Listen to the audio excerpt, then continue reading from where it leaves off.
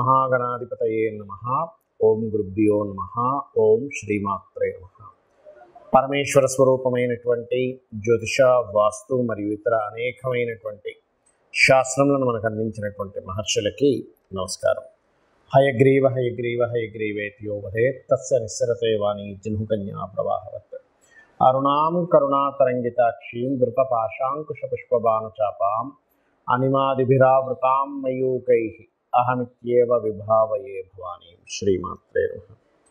ప్రేక్షకులకు ఆ లలితాంబిక అమ్మవారి యొక్క అనుగ్రహం పరిపూర్ణంగా కలగాలని మనస్ఫూర్తిగా కోరుకుంటూ మనం ఈరోజు క్రోధినామ సంవత్సరంలో ఆదాయము, వ్యయము, రాజ్యపూజ్యము, అవమానము 12 రాసుల వారికి ఏ విధంగా ఉంది, మరి ఈ ఆదాయ వ్యయాల్లో కానీ రాజ్యపూజ్యం అవమానాల్లో కానీ ఒక్కొక్కసారి చూడ మనకు ఆదాయం ఎక్కువ ఉంటే సంతోషిస్తాం, కానీ వ్యయం ఎక్కువ ఉంటే భయపడతాం. అదేవిధంగా అవమానం ఎక్కువగా ఉంటే భయపడతాం, రాజ్యపూజ్యం ఎక్కువ ఉంటే బాగుంది అనుకుంటాం. అంటే ఏంటి ఇక్కడ వీటిని మరి ఇలాగే అనుభవించాలా ఈ సంవత్సరం అంతా? దీన్ని ఏదైనా మార్చుకునేటువంటి ప్రక్రియ ఉందా? మరొక విషయం ఏంటంటే మీరు గుర్తుపెట్టుకోండి, ఈ పంచాంగంలో ఇచ్చేటువంటి ఈ ఆదాయ వ్యయాలు, రాజ్యపూజ్యం అవమానము ఇవి యాజ్ ఇట్ ఈజ్ ఇలాగే జరగాలని రూల్ లేదు. ఎందుకు చెప్తున్నానంటే మీ యొక్క పర్సనల్ చార్ట్ అనేటువంటిది ఒకటి ఉంది. మీ పర్సనల్ చార్ట్లో కనుక ఆదాయం సంబంధించినటువంటి అంటే ధనయోగాలు బాగా నడుస్తున్నాయి అనుకోండి, ఆదాయం గురించి ఏం కంగారు పడకండి, చక్కగా ధనయోగం వస్తుంది. వ్యయం తక్కువగా ఉండేటువంటి మహాదశలు నడుస్తున్నాయి అనుకోండి, ఏం అవ్వదు, ఏమి కంగారు పడదు. ఇదేంటంటే జనరల్గా అందరికీ చెప్పేటువంటిది ఇది. అలాగే మరి వీటి ప్రభావం ఉండదా అంటే కించిత్ ఉంటుంది. దాన్ని తగ్గించుకునేటువంటి మార్గం కూడా నేను మీకు చెప్తాను. ఒక్కొక్క రాశి గురించి మనం తెలుసుకుందాం. కర్కాటక లగ్నము, కర్కాటక రాశి. ఈ కర్కాటకం వారి కనుక చూసుకున్నట్లయితే ఇక్కడ రాశి నుంచే చూసుకోవాలి మనం ఈ ఆదాయ వ్యయాలు చూసుకుంటున్నాం కాబట్టి, లేదా మీకు లగ్నం తెలిస్తే లగ్నం నుంచి చూసుకోవడంలో కూడా తప్పేమీ లేదు, ఏది జనరల్ ప్రిడిక్షన్స్ చెప్పేటప్పుడు. ఇక్కడ మనం చూసుకున్నట్లయితే కర్కాటకం వారికి ఆదాయం 14, వ్యయం 2 చాలా బ్రహ్మాండంగా ఉంది. అయితే కొంతమందికి సందేహం వస్తుంది, ఏమంటే నేను ఫలానా సంవత్సరంలో కూడా చూసుకుని నాకు ఆదాయం ఎక్కువ ఉంది కానీ వ్యయం 2 ఉందని చూపించారు, అప్పుడు కూడా నాకు పెద్దగా ఆదాయం కనబడలేదు అంటూ ఉంటారు. ఎందుకు? కారణం ఏంటి అంటే మీ పర్సనల్ చార్ట్లో ఆదాయాన్ని ఇచ్చేటువంటి గ్రహాల యొక్క ప్రభావం పెరగలేదని అర్థం అప్పుడు. అయితే గోచారం అంటే కాలం మాత్రం ఆదాయం ఇవ్వడానికి, ఇదేంటి కాలం అంటే బయట వాతావరణము కాలం ఎలా ఉంది. చిన్న ఉదాహరణ చెప్పాలంటే ఇక్కడ నుంచి ఫలానా దగ్గరికి వెళ్ళాలి, ట్రాఫిక్ జామ్ ఏం లేదు, రోడ్డు చాలా బ్రహ్మాండంగా ఉంది, కానీ మీ కార్లో పెట్రోల్ లేదు. అప్పుడు పరిస్థితి ఏమిటి? రోడ్డు ఖాళీగా ఉంటే వెళ్ళలేము. ఎందుకు? కార్లో పెట్రోల్ లేదు, కారు కదలట్లేదు, లేదా పంచర్ అయింది. అంటే ఏమిటి? మీ జన్మజాతకంలో మీకు ఎవరికైనా ఇలా ఆదాయం ఎక్కువ ఉందని కానీ చూపించట్లేదంటే మీ ఆదాయ కారకుడు ఎలా ఉన్నాడో చూడండి. సర్వసాధారణంగా కర్కాటకం వారికి ఆదాయం పెరగాలంటే సూర్య భగవానుని చూస్తూ ఓం సంపత్కరీ సమారూఢ సింధుర వ్రజ సేవితాయే నమః అనే నామస్మరణగా చేసినట్టయితే ఖచ్చితంగా ఆదాయం పెరిగి తీరుతుంది, ఎటువంటి సందేహం లేదు. కాకపోతే ఆ సూర్యుల్లో ఉండేటువంటి వెలుగు, ఆ సూర్యుల్లో ఉండేటువంటి కాంతి ఆ అమ్మవారి అని చెప్పి భావనతో చేసుకోవాలి. అదేవిధంగా మరొక విషయం ఏంటంటే ఇక్కడ ఆదాయానికి కారకుడు సూర్య భగవానుడు అని చెప్పి తెలుసుకున్నాము. వ్యయం అయితే 2 ఉంది కాబట్టి భయపడాల్సిన పని లేదు. అదేవిధంగా లేదండి నాకు ఆల్రెడీ వ్యయాలు ఎక్కువ అవుతున్నాయి అనుకున్న వాళ్ళు కాస్త పెసలు దానంగా ఇవ్వండి. బట్ ఇప్పుడు గోచారం మాత్రం 14, 2 కనిపిస్తుంది కాబట్టి నో నీడ్ టు వరీ.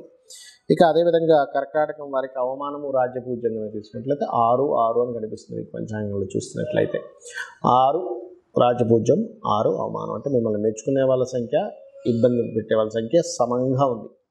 ఇప్పుడు మరి ఎవరిని తగ్గించుకోవాలి? ఇబ్బంది పెట్టే వాళ్ళ సంఖ్యను తగ్గించుకుంటే కొంచెం పీస్ఫుల్గా ఉంటుంది. కాబట్టి మీరు గుర్తుపెట్టుకోండి, అవమానము తగ్గాలి కర్కాటకం వారికి అంటే ఒకటి గణపతి ఆరాధన ఒకటి చేయండి, శివారాధన లేదా కాళికా అమ్మవారి యొక్క ఆరాధన అంటే ఓం కాళికా కవచం, కాళికాదేవికి సంబంధించిన దండకం, లేకపోతే కాళికాదేవి అయిన నామస్మరణ చేయడం, లేదా కాలభైరవ నామస్మరణ చేయడం, ఓం గం గణాధిపతయే నమః అనే నామస్మరణ చేయడం అద్భుతమైనటువంటి ఫలితాలు. చేసే ప్రయత్నాల్లో ఆటంకాలు ఉండవు. ఎందుకంటే ఇక్కడ సర్వసాధారణంగా కర్కాటకం వారికి 3వ స్థానంలో కేతు ఉన్నాడు. అంటే ఏంటి? చేసే ప్రయత్నాల్లో, సంతకం పెట్టేటప్పుడు, అగ్రిమెంట్స్ రాసేటప్పుడు ఈ విషయాల్లో కొంత ఇబ్బంది ఉంటూ ఉంటుంది. భాగ్యంలో రాహు ఉన్నాడు కాబట్టి ఏమిటి? కాస్త కర్కాటకం వారు పితృదేవత సంబంధించినవి ఎక్కువగా చేస్తుండాలి ఈ సంవత్సరం అంతా కూడా. అంటే గయకి వెళ్ళి పితృదేవతలకు ఏదైనా చేయడము, పితృ సంబంధించినవి చేయడము, కాశీకి వెళ్ళడం, అంటే పితృకర్మలు చేసేటువంటి ప్రదేశాలు ఎక్కడైతే ఉంటాయో ఆయా ప్రదేశాలకు వెళ్ళి చేయడం అనేటువంటిది చాలా చక్కటి ఫలితాలు ఇస్తుంది. అయితే ఇక్కడ గతంలో తెలుసో తెలియకో చేసిన కొన్ని అగ్రిమెంట్స్ వల్ల పడుతున్నటువంటి ఇబ్బందులు క్లియర్ అవుతాయి ఇక్కడ. అలాగే మరొక విషయం ఏంటంటే ఇక్కడ గమనించుకున్నట్లయితే చతుర్థ అధిపతి అంటే చతుర్థాధిపతి ఎవరైతే ఉన్నారో దీని యొక్క ఫలితం అంటే ఏదైనా గృహము వాహనం కొనుగోలు చేసేటువంటి యోగం ఏమైనా ఉందా ఈ సంవత్సరంలో అని చెప్పి చూసుకున్నట్లయితే కొంతవరకు యోగిస్తుంది. కాకపోతే మే లోపల కొనే యోగం ఎక్కువగా ఉంది. మే దాటిన తర్వాత అంటే అక్టోబర్ నుంచి ఎక్కువ యోగం చూపిస్తుంది. అలాగే మరొక విషయం ఏంటంటే సంతాన ప్రాప్తి, మే తర్వాత సంతానం కోసం చేసే ప్రయత్నం చక్కగా ఫలిస్తుంది. రాజకీయ నాయకులకు కూడా మే తర్వాత చాలా బాగుంది. కాకపోతే కర్కాటకం వారికి కాస్త అష్టమ శని నడుస్తుంది కాబట్టి కొంచెం పనులు లేట్ అవుతుంటాయి. కాస్త నువ్వులు దానంగా ఇవ్వండి, ఇబ్బంది అనేటువంటిది ఉండదు. ఈ అష్టమ శని వల్ల ఏంటంటే సప్తమాధిపతి అష్టమంలో ఉండడం వల్ల వివాహ ప్రయత్నాలు కూడా కొంత లేట్ అవుతూ ఉంటాయి. కాకపోతే రెండవ వివాహం కోసం ప్రయత్నం చేసేటువంటి వారికి వివాహ ప్రయత్నాలు ప్రత్యేకంగా లోకల్గా కాకుండా విదేశీ సంబంధాలు వెతుక్కోండి. ఇప్పుడు ఉన్నటువంటి గ్రహస్థితి రీత్యా ఖచ్చితంగా, ఎందుకంటే వివాహ కారకుడు విదేశీ కారకుడు అని రాహుని మీట్ అవుతున్నాడు కాబట్టి అది తొందరగా నెరవేరుతుంది. ఇక మీరు చేయవలసినటువంటి దేవత ఆరాధన స్కందుని యొక్క ఆరాధన చేయండి, అన్ని విధాలా మీకు బాగుంటుంది. ఇక్కడ మనము సంవత్సర ఫలితాలు చెప్పుకున్నాం క్రోధినామ సంవత్సరంలో. మరి క్రోధినామ సంవత్సరంలో మనకి దేశవ్యాప్తంగా ఎలా ఉంటుంది? అయితే క్రోధినామ సంవత్సరం రాకముందే మనకి ముఖ్యంగా ఈ రవి కుజుడుతో కలిసి ఈ రాహు శనులతో సంచారం జరుగుతుంది కాబట్టి ఆల్మోస్ట్ అంటే క్రోధినామ సంవత్సరం మనకి వచ్చేదానికంటే ముందే ఒక 2-3 నెలల ముందు నుంచే ఈ అనవసరం అంటే రాజకీయ పరంగా అనేకమైనటువంటి మార్పులు కావచ్చు, గొడవలు కావచ్చు, గందరగోళ పరిస్థితులు ఇస్తూ ఉంటుంది.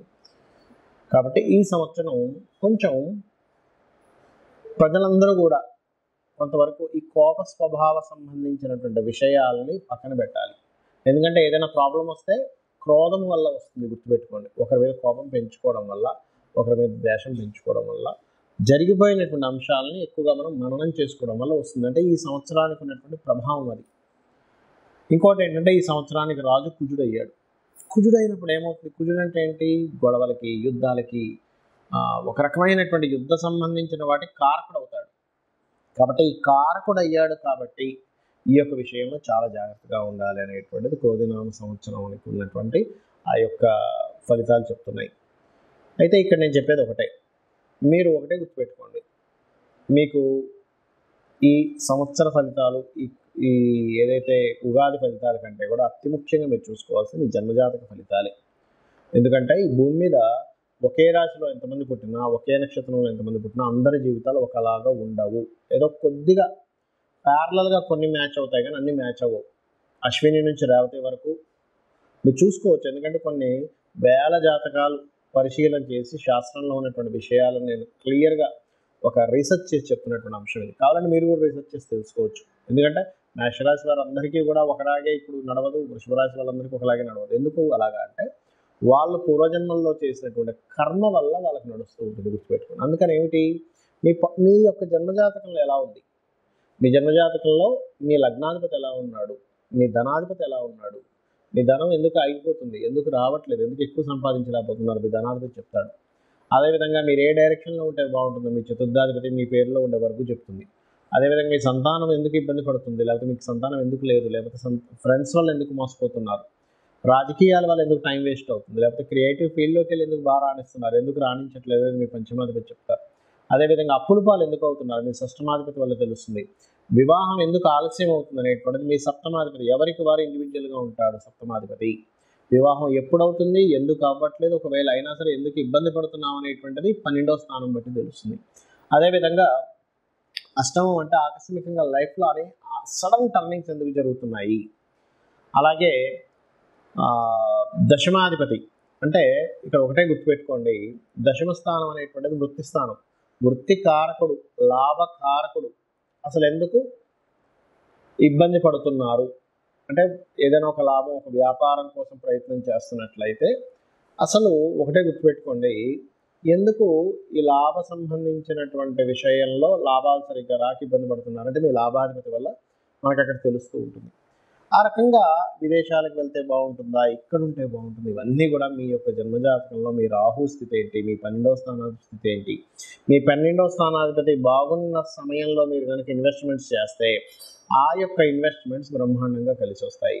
మీ ద్వాదశాధిపతి బాగోలేడు అంటే ఆ యొక్క సమయంలో మీరు చేసేటువంటి ఇన్వెస్ట్మెంట్స్ పనికిరావు. ఇది గుర్తుపెట్టుకోండి. ఈ రకంగా ఏంటంటే ఒక విషయం, 2 విషయం అని కాదు, అనేకమైనటువంటి విషయాలలో మీకు గుర్తుపెట్టుకోండి ఇబ్బంది అనేటువంటిది రావడం కానివ్వండి, ఇబ్బందిని ఎలా తొలగించుకోవాలనేటువంటి మార్గం కానివ్వండి, మీ జన్మ జాతకంలో చాలా స్పష్టంగా ఉంటుంది. ఆ ఇబ్బంది తొలగించుకోవడానికి ఏవో లక్షలు ఎంతో ఖర్చు పెట్టాలనుకునేటువంటి భ్రమ నుంచి ఫస్ట్ బయటికి రండి. చాలా సింపుల్గా అమ్మవారి నామాన్ని స్మరించడం ద్వారా మీరు బయటపడవచ్చు. దానికి ఏం టెన్షన్ పడాల్సిన అవసరం లేదు. అయ్యో ఏదో అయిపోతుంది, ఏమక్కర్లేదు. చక్కగా లలితా సహస్రనామంలో ఒక నామం తీసుకొని తప్పులు లేకుండా చక్కగా ఉచ్చరించుకొని మీరు కనుక రోజు ఒక అరగంట సేపు చేశారంటే ఖచ్చితంగా అమ్మవారు మీకు ఆ సమస్యను తీర్చేస్తున్నారు, ఎటువంటి సందేహం లేదు. అలాగే దానం ఇచ్చుకోవాలి. చిన్నపాటి దానం ఏదైనా ఇవ్వడం ద్వారా క్లియర్ చేసుకోవచ్చు. అంతేగాని జ్యోతిషాస్త్రం అంటే, వాస్తుశాస్త్రం అంటే ఏదో పెద్ద మొత్తం కూలగొట్టేసేయాలని వాస్తు అంటే, జ్యోతిషాస్త్రం అంటే ఇంకా కర్మ ఇలాగే అనుభవించాలని, దీని నుంచి బయటపడలేమని అనుకునేటువంటి భ్రమ నుంచి ఫస్ట్ బయటకు రాండి. జ్యోతి అంటే వెలుగును చూపించేది. మీకు ముందు ఏముంది, నువ్వు ఎలా వెళ్తున్నావు, నీకు అక్కడ ఏమైనా గొయ్యి ఉందా, నొయ్యుందా, ముళ్ళుందా అని చెప్పేది జ్యోతి అంటే వెలుగు చూపిస్తుంది. కాబట్టి ఈ యొక్క విషయాలను తెలుసుకొని మీ యొక్క జీవితాలని ఆ యొక్క అమ్మవారి అనుగ్రహంతో ఆనందమయం చేసుకుంటారని మనస్ఫూర్తిగా కోరుకుంటూ శ్రీమాత్రే నమః.